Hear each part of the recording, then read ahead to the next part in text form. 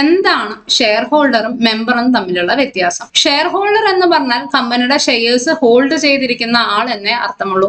മെമ്പറിന് കുറച്ചും കൂടി wider meaning ആണ് അസൈൻ ചെയ്തിരിക്കുന്നത്.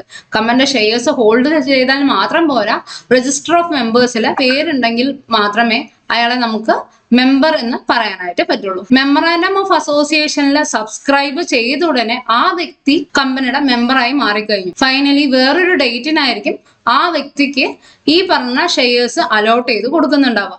അപ്പൊ മാത്രമേ അയാൾ ഷെയർ ഹോൾഡറായി മാറുന്നുള്ളൂ. ചില കമ്പനീസ് ലിമിറ്റഡ് ബൈ ഗ്യാരണ്ടി ആയിട്ടുള്ള കമ്പനീസ് ഉണ്ടാവും. അങ്ങനെയുള്ള കമ്പനീസിന് ഷെയർ ക്യാപിറ്റലേ ഉണ്ടാവില്ല.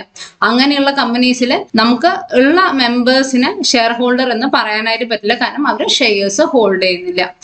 ഷെയർ വാറന്റ് ഇഷ്യൂ ചെയ്യുന്നത് വഴിയാണ് ഒരു വ്യക്തി ഷെയർ ഹോൾഡർ ആവുന്നത് എന്ന് പറഞ്ഞു കഴിഞ്ഞാൽ അയാൾ ഒരു കാരണവശാലും കമ്പനിയിൽ മെമ്പർ ആവുന്നില്ല.